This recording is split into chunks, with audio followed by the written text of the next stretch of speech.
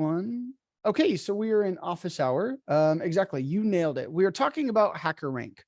Now, HackerRank is a tool that a lot of companies will use, and that's why I use this. Another one is Code Wars. I mean, there's a ton of them, right?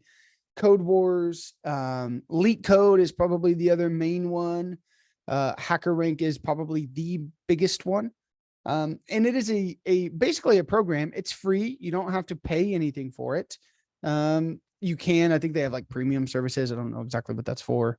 But what it'll do is when you are interviewing for a dev job, when you are interviewing and trying to become a developer, a lot of companies, not all of them, but a lot of them will require you to do what we call a whiteboard. Now it's called a whiteboard because back in the day, you used to have to, remote work wasn't a thing. And so you would go to the actual site and you would spend, if you've already had your interviews with your manager and you got sort of the last section, you would then have like a panel interview and you would have a bunch of people. And part of it, usually it's like 3 to 5 separate interviews. And then part of it would be that a developer, whether it's the hiring manager, developer, or a senior developer, or just another developer, would do what we call a whiteboard interview. And what it is they're just going to give you a question, or usually it's a set of questions, like 3 questions, and you'll have an hour to walk through this and actually answer them. And there's a skill associated to it, not just answering the question, but there's a few things that they're trying to get. The first thing is do you know what you're talking about, right? Like if you can answer it, obviously that's a good thing. You want to be able to answer and know it. That's like number one, right? But you can still get a job even if you guys could mute, that'd be awesome. You could get a job even if you don't know, or even if you don't get the answer, because what they also want to see is, can you explain what you're doing? Do you have the ability to not only just answer a question, but can you also explain it? Can you talk through? They want to see your thought process. They want to see when you have a problem, when you have an issue. Again, if you guys could mute, that'd be awesome. When you have an issue, when you have a problem, then they want to say, can you communicate what you're thinking? And they want to see, how are you thinking? How are you, coming to these conclusions? Now, you might not even get the right answer, but you might be able to explain what you're doing, and they like the way you think, right? They like the way you process. And so what they definitely say not to do is, if you don't talk for an hour and you just solve all 3, that's not an ideal thing. Yes, you can code, but they're going to say, are they a team player? Can they communicate? Can they help? Can they explain what they're doing? If you can't do that, that's going to be an issue. On the other end, if you do nothing but talk, right? But you don't solve anything, they're going to be like, oh, this person's dope. We're just also not going to pay them a lot of money and develop because they don't know what they're doing, right? So it is a balance, and it's a skill to learn. Now, HackerRank is, again, what I would say the most popular, and it's because in all of my coding interviews, not all of them, but most of them that I've gone through, a few of them. So I interviewed at Starbucks, at Indeed, at Palantir, and all of those, well, other places too, but all 3 of those, as part of the interview process, actually give you a HackerRank packet. And what it is it's 3 questions that you have an hour to do, and they want to see how far you can get, right? Can you solve them? Can you solve 2 out of 3 is usually the goal. And so that's why I like to teach you guys from HackerRank, because if a company gives you HackerRank, you're familiar with the platform. You sort of see how they write their questions, how they write their code, how they do what they do. I see a question in chat. Is this called pseudocode? We're going to pseudocode as part of this process. And I think each week we'll try to do at least 1 question as a class in pseudocode. And I'll teach you guys what that is. But all pseudocode is us writing down in plain English, or whatever language you choose to speak in or type in, what you're going to do before you actually jump into the code. It's a great way to start thinking through things, thinking through what we call an edge case. What are some issues? What are some things that, maybe you can think about, some questions about, and they also want to see, like, can you think outside the box? Do you just do what you're told? Or do you think, well, Okay, but what about this case? How do you want me to handle that X, Y, Z? And so these are what we call algorithms, right? And you guys will dive much, much deeper into this in projects and algorithms, hence the name, to kind of prepare you for the exam. But I would hate for you to go through this entire course and then all of a sudden you get to algorithms and you're like, I have no idea what I'm doing. Compared to if we can take at least 8 office hours and walk through some problems and we can process through some of these, then you guys can go into projects and algorithms and your own studies and be more prepared for a job interview, because that's literally what my job is, right? Is to help you guys do this. So that's what we're going to do. Just getting familiar with the HackerRank system. So if you come here on HackerRank, I've already logged in. I just logged in via my GitHub. You can log in however you want, create an account. There's a developer one and a company one. Obviously, just do your developer. And here's my main screen, right? Now it's got a ton of different things. My job for Starbucks was with SQL. So I just came and I prepared and I just kind of grinded. You might hear it a lot, like I need to grind Leak Code or grind HackerRank. It's just doing a lot of algorithms and getting practice, right? But you can do in different languages. There's Python, there's just all sorts of stuff.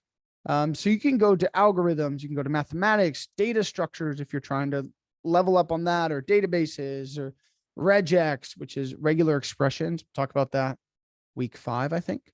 All kinds of different things. And it's pretty sweet. You can do a bunch of like preparation kits. So if you're preparing for an exam or you're preparing for a job, you can do that. You can have a different mock tests. You have a month to prepare. But what's also really cool is you can get certified in things. So like, for example, a lot of companies, their first interview process before they even, transparently waste any time interviewing somebody that doesn't know how to code, they might just give you a HackerRank thing and say, cool, if you can solve 2 out of 3 of these, at least we have that out of the way. We know that you can code. We sort of can see your code, and maybe somebody's not with you to where you have to explain, but we can see how you code. We've verified you have the skills, and then we'll, take our time, because interviewing is really expensive. And it sounds silly, but it is, right? It's an expensive process to go through because you have people's time, and you have a whole bunch of things. And so they will send you this. And so I want to get you guys familiar with it. So what you can do is prior is actually just have sort of certifications, right? Where you can pick your language, whatever you want to do, and you can get certified. And I can go get certified in JavaScript Basic or JavaScript Intermediate. And so now when a company sees that, it goes, oh, cool, we don't even need to worry about it. Or on your interview or on your resume, if you have this, or on your profile for GitHub or wherever, LinkedIn, wherever you have it, if they see that you're Node.js intermediate and you've passed this, then they have this understanding of you already, like, we know that you know code, right? So they might bump you a little bit quicker, or they might reach out to you and say, hey, we see that you're verified in Node.js. Are you interested in a job, et cetera, that works with Node.js? So it's a really cool tool. I would say definitely, if you haven't, start getting your feet wet. We're going to start really simple. We'll do 2 today in the next 40 minutes. The first one should be pretty simple, and then we'll go from there. So I'm going to go to this algorithm section. Cool. And this one is solve me first. It is the easiest, so we're not actually going to do it. It's pretty simple. It just basically is create a function that computes the sum of 2 integers and returns its value. So you can see the breakdown of how this works, right? This is HackerRank. I can pick which language I want to write in. So I currently have it as JavaScript or Node.js, which is JavaScript, right? I could do Python, I could do Java, you could do Objective-C, R, Ruby. I mean, there's a million different languages that we could do. Again, this is the JavaScript course, so it makes sense for us to do this. A lot of times with jobs, unless some companies are, if you're like strictly one language, then they might say like, no, I need you to do this in Java or Angular or whatever. Maybe not Angular, but because Angular is front end, but Java or Python or C or Go, because that's what the job is, right? Some of the other ones are like, it doesn't matter. You can just do whatever language you're most comfortable with, because as you guys are probably learning and like understanding, is languages have a lot of the same things that might just be called something different. In the same way, in Spanish, hola is the same thing as hello in English, right? They do the same thing, they're just pronounced and spelled differently. Right? But under the hood, they're doing the same thing. They're communicating a greeting. So oftentimes you can pick your own language, but again, if you're trying to get into a specific job with a specific language, if you don't know it, that probably is an issue. If you're trying to go from Python to Java, that's a pretty big learning curve. If you don't know Java, but this is a way that you can just pick it. We're going to go ahead and do JavaScript. On the left here, we're going to have this problem, right? And it's going to say complete the function solve me first to compute the sum of two integers. So what this is doing is we first have to say, well, what is this asking me to do? Right? I've got this function. It's going to be called solve me first. And all its point is it's going to compute the sum of two integers. So if I look at this function description, it says complete this in the editor below. Solve me first has the following parameters. Int a, so integer a, the first value, integer b, the second value. And we see that this is going to be passed in as a and b, right? Cool. We know that to be true. And we see this solve me first. This is the answer. But whenever we start one, it's going to look just like this, right? Where we have this solve me first, a, b, and then here and here, there's usually a line that says, put your code here. This is where we need to actually solve it, right? And so we have to look and say, well, what is it wanting us to do? Cool. We have this. We want something that completes and adds them together. Great.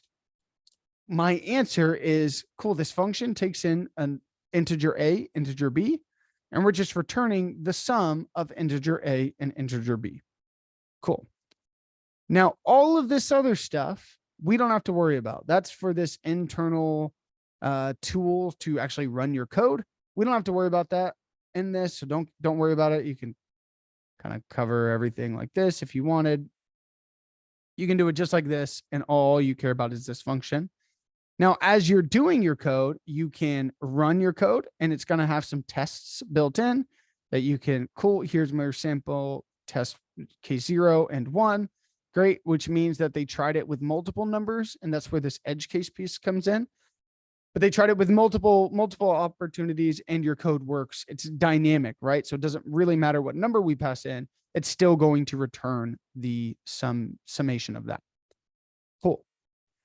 Then once you're done with this and your code, you've tested it, then you can submit your code. Perfect. And now I've got a whole bunch of test cases. Or yeah, I just have 0 and 1 because it's a very simple one.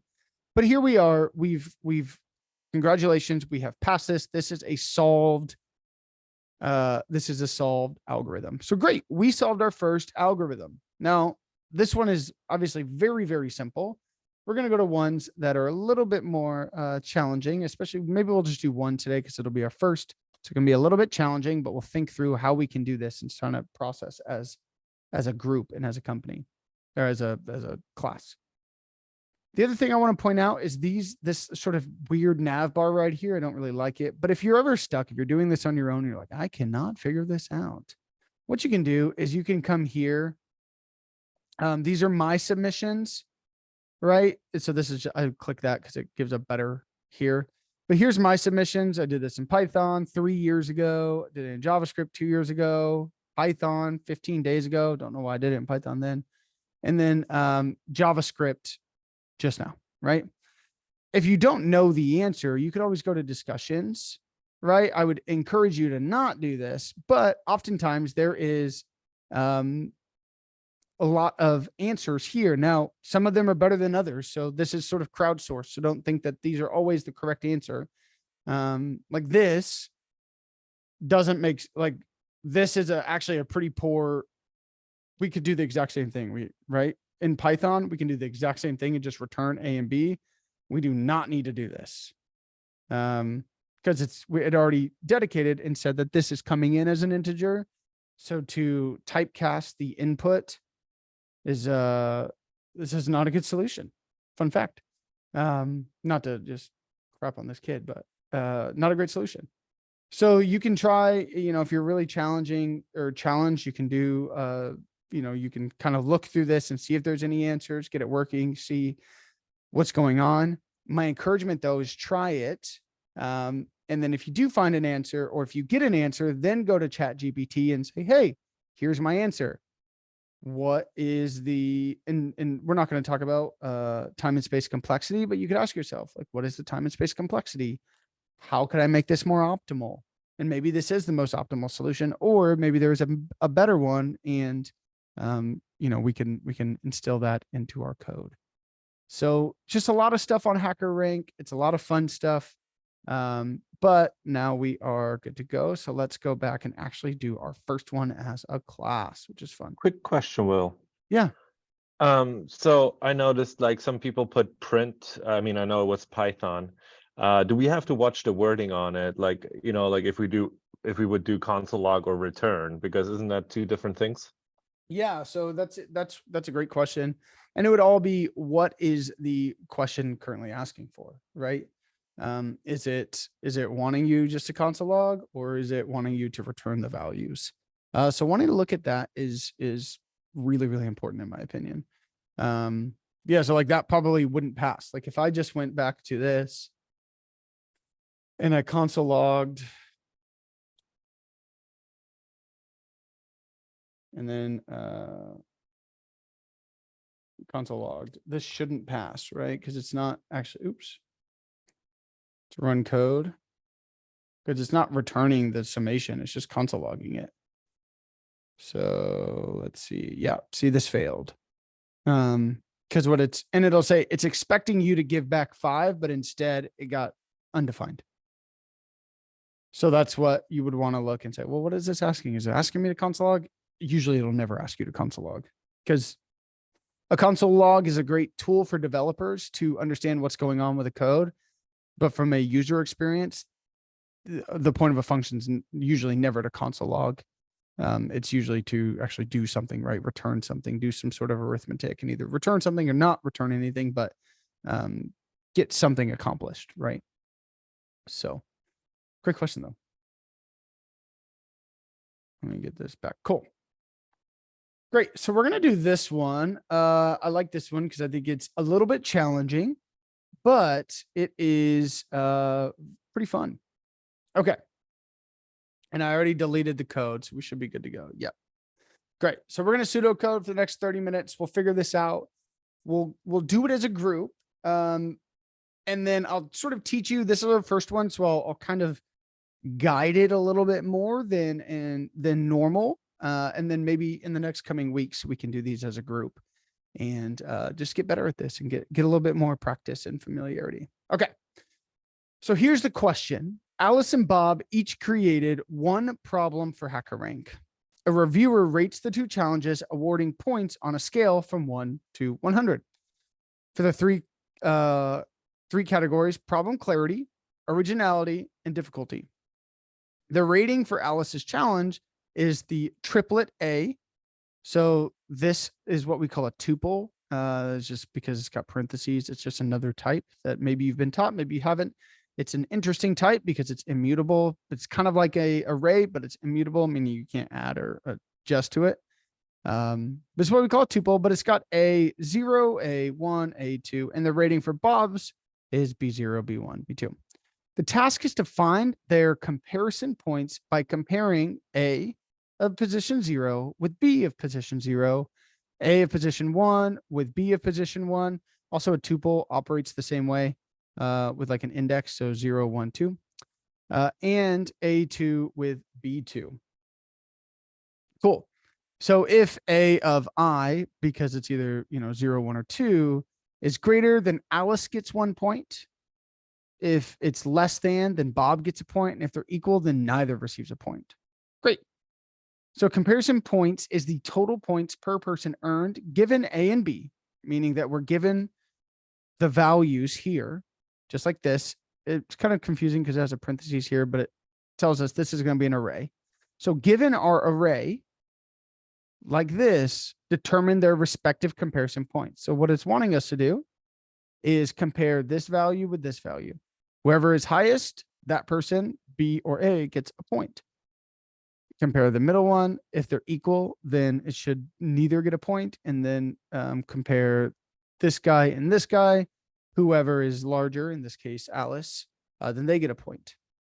So for elements 0, Bob is awarded a point because A of 0, right? So we just saw that 3 is greater than 1. So Bob would get a point. These are equal. So nobody gets a point. 3 is greater than 1. So Alice gets a point. Cool. The return array is 1, 1, with Alice's score first and Bob's second. So if I'm reading this, what I'm saying is, great, I am taking in some sort of function. I'm taking in A and B. A and B is going to be some sort of array, right? And then what I'm returning is a new array with the scores where Alice's score is first and Bob's is second. Cool. So I've already decided and seen, okay, I am taking in 2 separate arrays, and then what I'm returning is a brand new array. Cool. Great.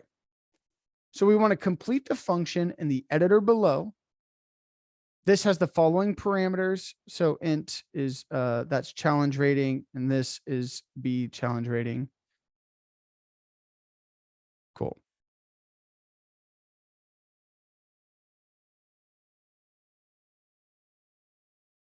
Cool. So it's just talking about, this is the input type. So we're just basically taking all this in, and then it'll give us a sample input, right? So it's going to be like A is going to be 5, 6, 7, B is 3, 6, 10. And then our output would be 1, 1, because 5 is greater than 3, right? So then A is going to get a point. 6 and 6 are the same. And then 10 is greater than 7. So B will get a point. So we're returning 1 and 1. Just like this, right? Cool. So just wanting to kind of give you guys an understanding, we're just comparing the two, right? And it gives you a couple different sample inputs and what the answer would be. So that way you have an understanding. Great. Clear as mud. Anybody have any questions on what we're trying to accomplish? Oops, sorry. Didn't mean to do that.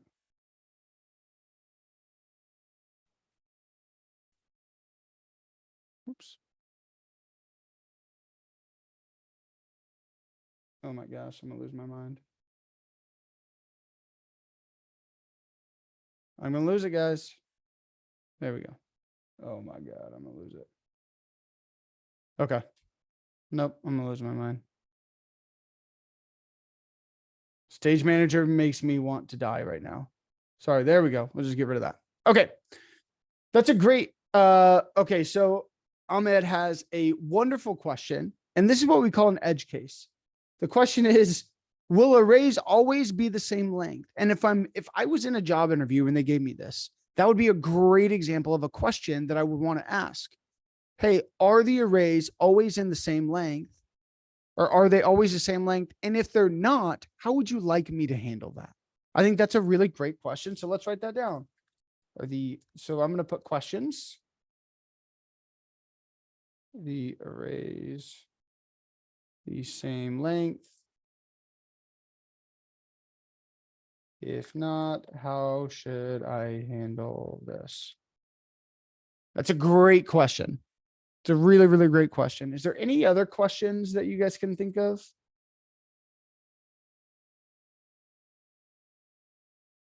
It's kind of the only question I had for this as what we call an edge case.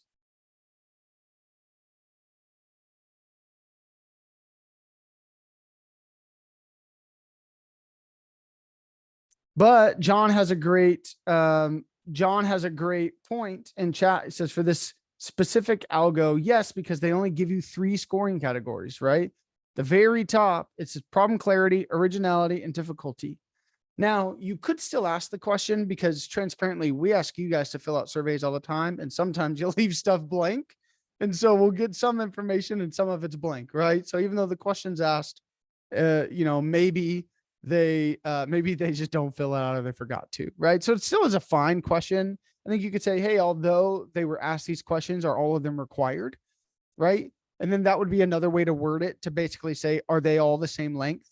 And if they're not required, then how should I handle arrays of different lengths. Again, you're just trying to communicate. I'm thinking outside the box, right? I'm not just looking at this and writing a code to fix the specific point, but I'm starting to think through, well, what could go wrong so that way I can build that into my code.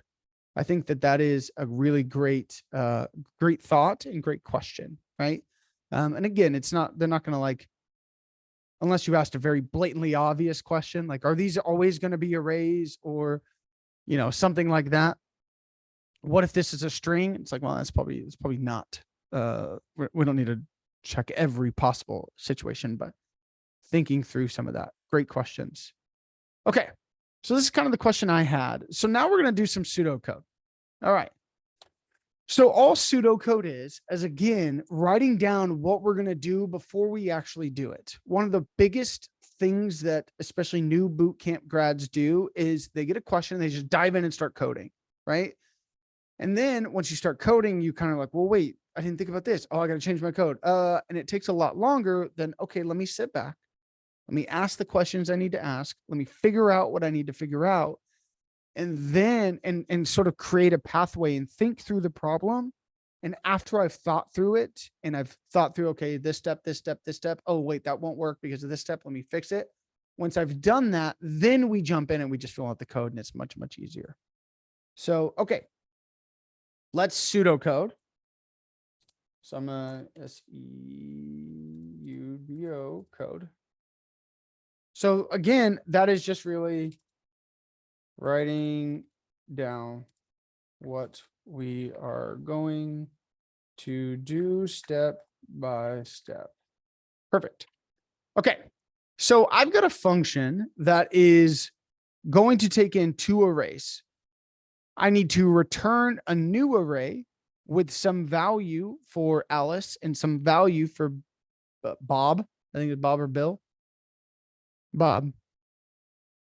And so, well, what are some things I'm going to need to keep track of in order for me to do that? So in there, it says compare. So in chat, somebody said compare each array's index versus the other array's index, then append to a new array. That's a great idea. We're going to need to compare them. That's absolutely true.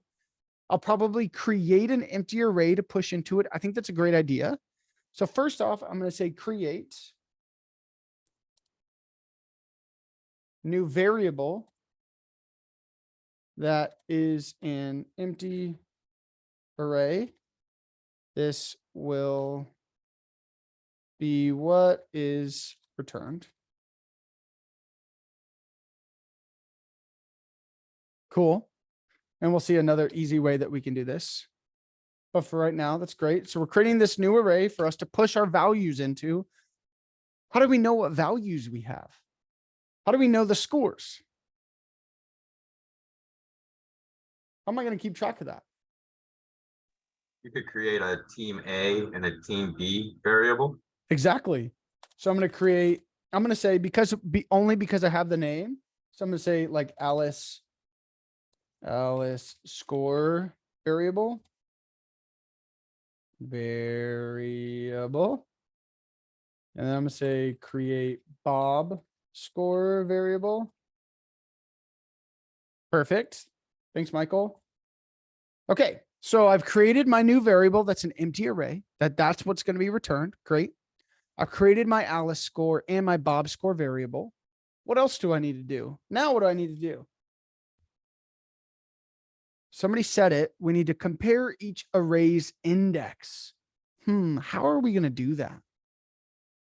What about writing for loop for each one? Yeah. Do we need to create a for loop for each one? So I'm wondering, so we can actually do this, for loop and or not, just if a statement. And so for Alice's score or Bob's score, we can consider as a count. If, for example, what was that?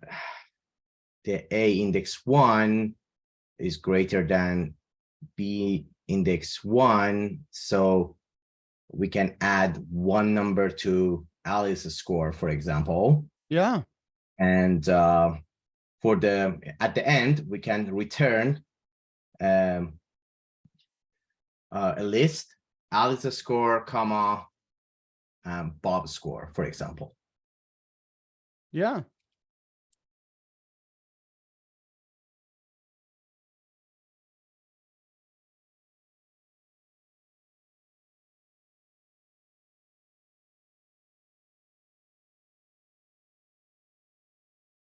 Yep. Just type in what you said.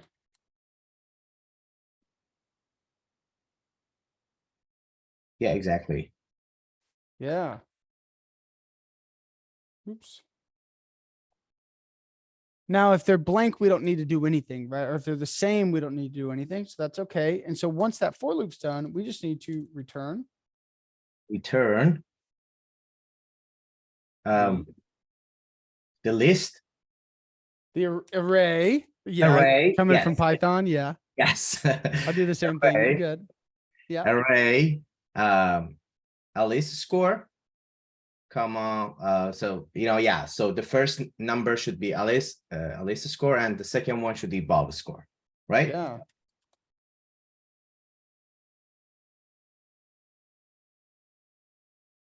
Perfect. Cool. Yeah. So we've decided, cool. We need to keep track of our array, right? We're going to create an array that is going to keep track of that we're going to return. Sorry. We're creating two variables, an Alice score and a Bob score, right? That's going to keep track of the scores. Then we want to iterate through our arrays, and then we want to compare the values at the index. And when we're comparing, we're going to say, hey, if Alice's score is higher, I want to go ahead and increase Alice's score, right? If Bob's score is higher, I want to increase Bob's score. Once that for loop is done, then I want to go ahead and return the array that's populated by Alice, then Bob's score. Great. I think this is a great plan, a great idea. Can anybody tell me why I created my variables in my array outside of my for loop and why I didn't do it within my for loop?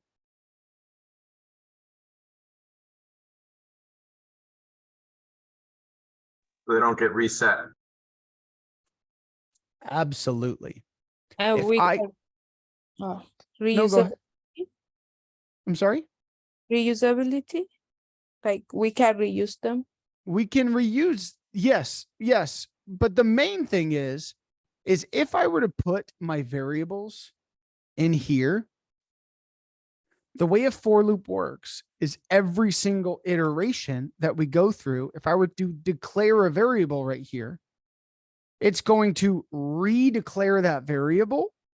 And so I'm going to lose all my information, right? I'm going to lose out on keeping track of the actual score, because if I set it equal to 0, I'm just going to lose out on that, right? Because every single time I might compare the two and add the score. And then once the for loop happens, it's going to say, oh, Alice score equals 0. And then it's going to be like, well, dang, okay, cool. It's resetting that value again and again and again. So anytime, this is like the biggest mistake I see with students, is make sure that when you're dealing with variables, you don't put them in your for loops, because you're just going to keep rewriting yourself over and over and over again. Cool. So now what I typically like to do is you can do it one of two ways, right? You can look at your code and then go under, right? And now start kind of following what you're doing, or you can do it in between. Right? You can do it in between and say like, cool, I'm going to create a new variable and then say, var or whatever, or let, because we talked about why we're not going to use var. I like to do it under because I think I get confused if there's too many comments, but it's totally up to you, right? But now let's just go step by step and say, let's just go and create each thing, right? So let's first create, and what we'll do is we'll do this and then see if there's any way we can make this a little bit more efficient, right? If there's any way we can make this quicker. So first off, I'm going to say let total score equal a new array, right? Cool. I have created a new variable that is an empty array. This is what's going to be returned. Great. Now I need to create Alice score variable. So I'm going to say let Alice score. And because I know that they're going to start at 0, right? I can just go ahead and set it equal to 0. And I'm going to do the same thing with Bob. Let Bob score equals 0. Perfect. So now I have crushed the first part. We are good to go. We've declared our variables. We are all set. Now is the challenging part, right? I've got to do a for loop to compare the indexes. Now, there's a couple of ways to do for loops within JavaScript. This is the way that we'll do it now, and I'll explain why here in a second. Does anybody, well, I guess, does anybody know sort of the basic way, I don't want to say basic, but a way that we can do a for loop? Somebody want to lead me in this? What's my keyword to start a for loop within JavaScript? Is it Four. 4? It's 4. Way to go, guys. It's 4. Yep.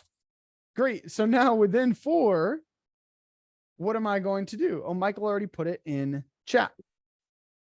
So, yeah, so we could do let value. We're going to do it the way that Michael had, and I'll share why in just a second. But I'm going to switch it up a little bit, Michael. I'm going to say let I equals 0. Right? Then I could say I is less than 3. And then we'll talk about I plus plus. So first off, before we do anything, let's go ahead and talk about what exactly is going on here. Is we are creating this variable called I, and we're setting it equal to 0. And we're saying, so this is sort of our beginning portion, right? Where we're starting, what value I is starting at. Now what we're saying is we want to continue and stay within our for loop. This is our condition, right? Until this condition is no longer true. Until this condition is no longer true. So once I is no longer less than 3, we're going to leave our for loop, right? That is my condition. And then lastly is what we call our step. Now, if I do I plus plus, that's the same as me saying I plus 1, right? I plus plus is just saying adding 1. If you could say I plus 2, I plus 3, you could do that. I plus plus is just shorthand. I guess it's technically not shorthand because it's the same amount of thing, but it's normal just to do I plus plus. It is just incrementing by 1. Now, can anybody see, we want to make sure that our functions are as dynamic as possible, meaning that it can be reused for a ton of things. Now, I understand that this is called compare triplets, but could anybody see where we are hard coded by something here? Yeah, like I listen 3. Yeah, exactly. Right. I less than 3. Now, what this means is that if we ever want to use this to compare, maybe we expanded our survey, right, to 4 or 5, we can't use this anymore. Right. So we want to make sure, first and foremost, that it is dynamic. So what we can do is we can just pick A or B, but we could say a dot length. And what this a dot length is going to do is it's going to go through the length of, the first array, right? However long the first one is. Now, what is this assuming when we do a dot length? Or b dot length, either one. What is this assuming? They're the same length. That they're the same length. And we said, hey, are they the same length? So let's go ahead and handle, well, what if they're not the same length? So let's handle that first and foremost, right? Before we get into any code, before we create anything, we want to first check and say, cool, let's say we asked, are they always the same length? If not, how should I handle this? And I'm the person, I say, hey, they're supposed to be the same length, but sometimes people fill it out and they forget 1 or 2, right? And if that's the case, if they're not the same length, I want you to throw it out. We're not going to compare, right? Because it's not really fair. So what we could do is then say, we could have some sort of condition to check to see, first off, if they're the same length. And if they're not, we'll just return and say, hey, sorry, can't do this. They're not the same length. So how could I do that? Yeah, exactly, Nando. Let's make an if statement, right? So we could say if, and we could say a dot length. Now I could compare them and say, hey, if they are the same length, then do all this stuff. And then else don't do all this stuff. But what I could also do is I could say if a dot length, and what we're comparing is b dot length, right? And I'm just going to say not equals. Not equals. That's this exclamation point. Let me go ahead and make this a little bit bigger for you guys. Sorry if that was too small.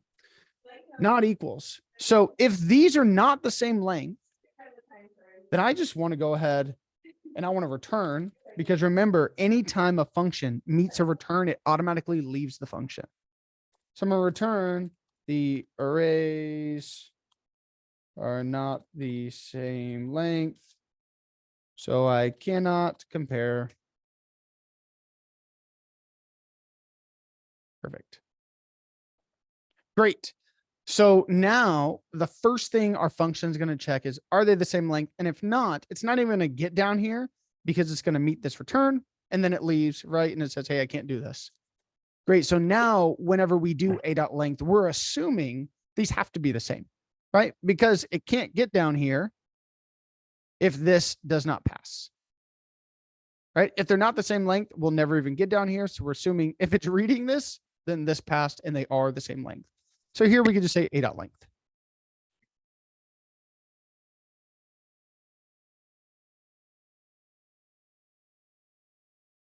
Cool. Great. Cool. So now we're in here, and there's another way, and we'll talk about for loops. Maybe I'll do like an in-depth thing next week on for loops, because there's other ways to do for loops in JavaScript. This is sort of the base, sort of simplistic way, but then within ES6, there's like a new way to do it, to iterate through an array that we can maybe kind of revamp, but we don't have enough time right now. We're saying, okay, we have created a for loop to compare the index. Now I is 0, right? Just want to remind you, this number has nothing to do with the actual numbers within my array. All we're doing here is I is going to represent the index we're starting at, so that way we could compare. It's like if you did Python, if you did like in range, and range was just some sort of number, right? From 0 to 10 or 20 or whatever. That number didn't associate to the actual array. We just use that for my index. I'm going to do the same thing. So I'm going to say another condition. I'm going to say if A of I is greater than B of I, and I'll talk about this in a second. Well, then what do I want to do? I want to say Alice score. And in the same way I could do plus plus right here to say +1, you can just do the same thing. Alice score plus plus. Oops, I forgot my parentheses. Okay. Yes. Oh, somebody can mute Alex. That'd be great. John, I made you a. If I didn't send it, then no. John, I made you yeah, thank you. Cool. So we're saying if Alice is, so A is greater than B at that index. Now this is 0, so we're going to start at 0. So we're going to say, hey, if A of position 0, so this guy is greater than B of position 0, then Alice's score goes higher.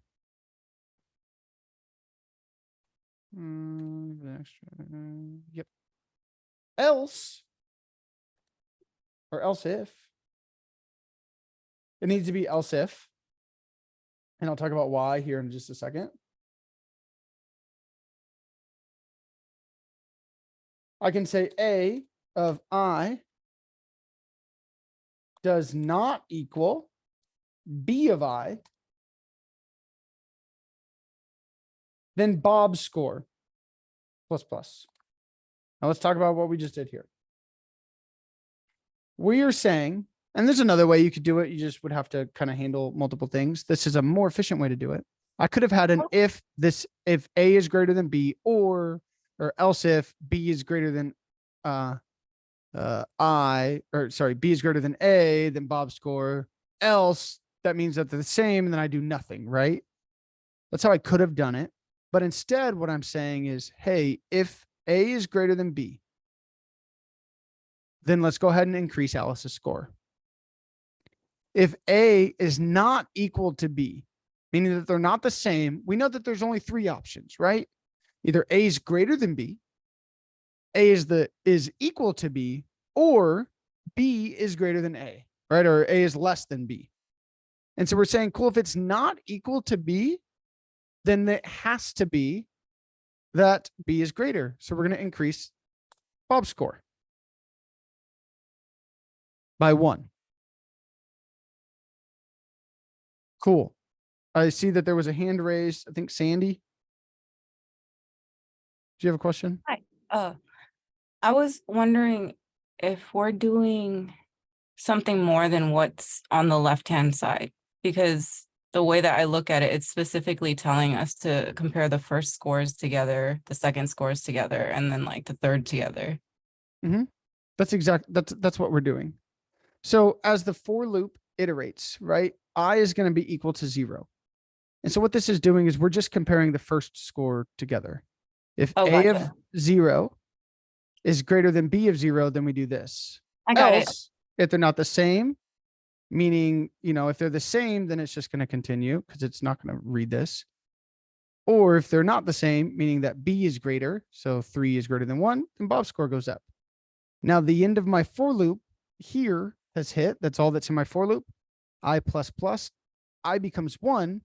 Now we're going to say if A of 1, so now we're comparing this, is greater than B of 1, comparing this. So through this, we are just comparing the two.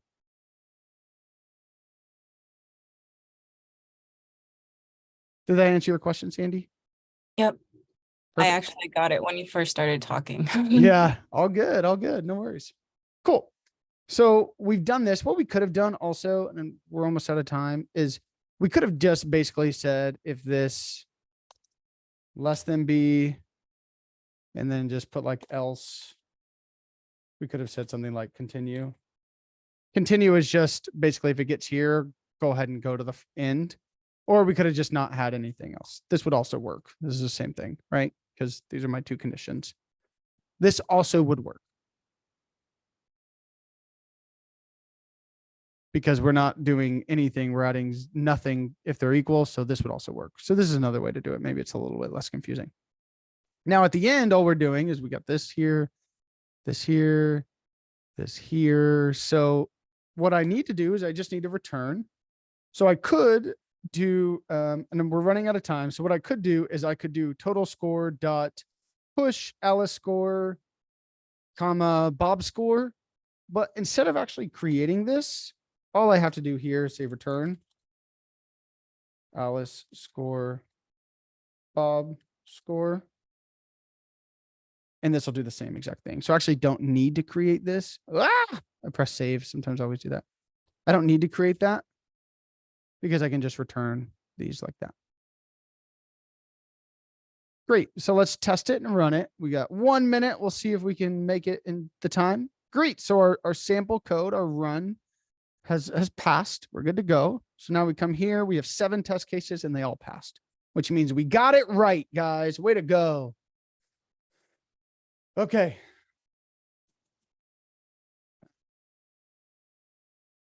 Yeah. So just like Michael said, if the first 2 conditions, if it passes through the first 2 conditions, then we just know that either it gets to that they're equal. And so we can just skip it, or it's not, either if it's greater than or equal or less than, then it's going to escape. Remembering that an if statement is conditional, meaning that the minute one of these is true, even if I have 100 else ifs, it leaves the conditional statement, right? So it's not even going to read this if this is true. So it doesn't even check it. What about if you remove the second if? This? Yeah. So else if is just a way of saying, here's our second other condition. Just like in Python, when you said elif, it's the same thing. So it's just an additional. If I had this as an if, just an if. No, just else. If, so okay, else would be an issue, right? Because we have 2 conditions that could happen. oh yeah. You're We right. could either have them equal, and you don't put a condition here, so you would just say else. You're So it'd be right. like this. But even if they're equal, now Bob's score is going to go higher, right? You're right. We have to have the else if. Cool. Any quick questions before we, oh my goodness. There's kind of a lot, and this was our first one. So if this was like overwhelming, guys, don't worry about it. This is what we're starting, and this is like what we're starting to do as a team and as a collective group.